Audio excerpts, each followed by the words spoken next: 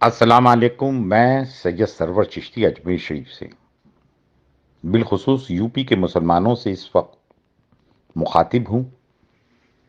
UP के elections के मद्देनज़र आज तक इलेक्शन को लेकर हमने तो कोई अपील जारी नहीं की है, लेकिन मैं अपील नहीं कर रहा हूँ बल्कि एक मारूज़ा पेश कर रहा हूँ हाथ जोड़कर यूपी के मुसलमानों से।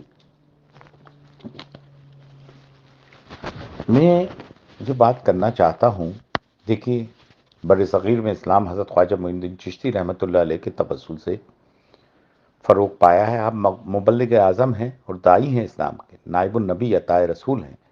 आज अगर मुसलमानों पर कोई किस्म की परेशानी है तो ये हमारी मॉरल रिस्पॉन्सिबिलिटी है। हमारा दीनी फरीज़ा भी है कि इस मामले में हम अपनी राय रखें और सोच व फ़िक्र करें और गौर व फ़िक्र करें और आप तक अपनी बात पहुँचाएँ। मानना नहीं मानना ये आपकी बात है। गुज़िश्ता 7-8 साल से जो माहौल चल रहा है, मुसलमान किस पेच-व-ताब से गुज़र रहे हैं, ये आप सब वाकिफ़ हैं। और बिलख़ुसूस यूपी में जो मुसलमानों के साथ ज़ुल्म व सितम इस गवर्नमेंट ने किया और खुल्लम-खुल्ला इस आदमी ने, योगी ने इस किस्म की बातें की हैं कि एक जमहूरी मुल्क में, एक सेकुलर कंट्री में इस किस्म की बात कोई भी चीफ मिनिस्टर नहीं करेगा। और बीजेपी के मिनिस्टर्स ने, पॉलिटिशियंस ने और इन लोगों ने जितनी हेट स्पीचेस दी हैं, ये आप देख लें, इनका दिल का ज़हर खुलकर सामने आया है। ये सिर्फ एक सियासी बात ही नहीं है, इनका क्रिमिनल एजेंडा भी है। अब मैं मुद्दे पर आता हूँ। मौलाना सज्जाद नुमानी साहब ने एक ख़त लिखा है अवैसी साहब को कि आप बराए करम 100 सीटों पे खड़े ना करें, जहाँ से आपकी जीतने की गुंजाइश हो वहीं से आप खड़ा करें। मैं इस ख़त की पूरी हिमायत करता हूँ।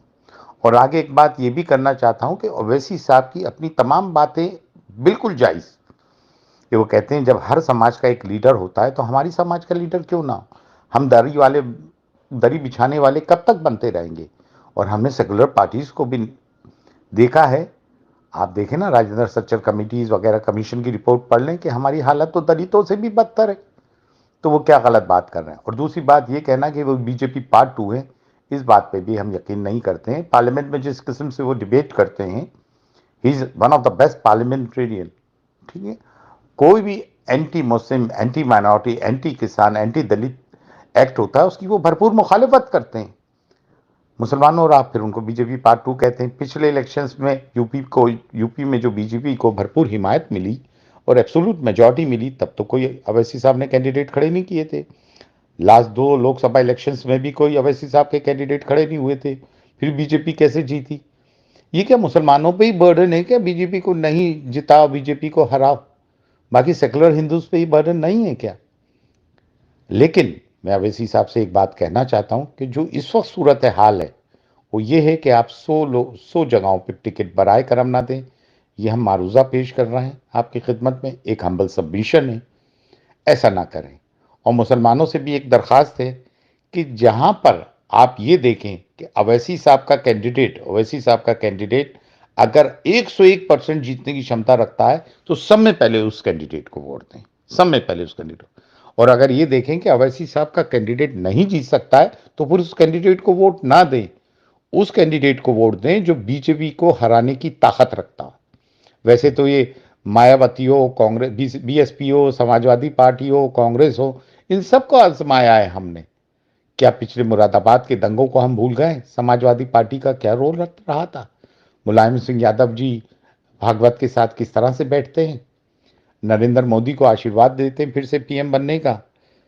मायावती किस तरह से डॉस देके 2 बार बीजेपी के साथ कोalition गवर्नमेंट फॉर्म की।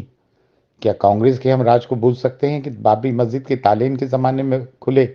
भिवंडी, भीगलपुर, मलियाना, आसाम, नीली, ये सब राइट्स के हम भूल गए?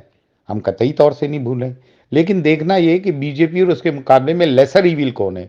ईविल्स तो ये सब है हमारे लिए, लेकिन लेसर ईविल कौन है? इस वक्त का तकाजा यूपी के इलेक्शंस का ये है कि समाजवादी को पार्टी को वोट दिए जाएं, लेकिन जहां पर अवैसी साहब का कैंडिडेट 100% जीत रहा हो तो फर्स्ट प्रेफरेंस उसको दी जाए।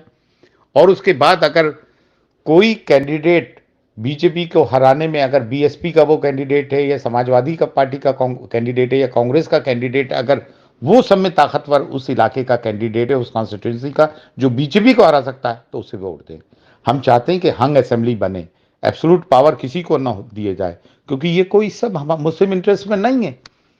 मुसलमानों की कौन सोचता है? खुद मुसलमान अपनी नहीं सोचते, आपसी नफसा नफसी में मुब्तला है। उलमाए दीन जो हैं वो उन्होंने मस्तकों में बांट रखा है, मशाइख उज़्ज़ाम को कोई लेना देना ही नहीं है, सूफीज़्म को बदनाम कर रखा है, सूफी नाम पर गवर्नमेंट के तलवे चाटू बने हुए हैं ये। तो भाइयों, आपको अपने अक्ल का, अपनी सियासी बसीरत का भरपूर इस्तेमाल करते हुए ये देखना है कि आपको वोट किसको देना है। हंग असेंबली होगी तो ये है कि ये फिर एक ही टांग पे खड़े रहेंगे, इनको दो टांग पे खड़े होने का मौका मत दें। फिर मैं आखिरी बात ये कह रहा हूं, जहां पर कि अवैसी साहब का कैंडिडेट जीत सकता है 101%, उसको वोट दें।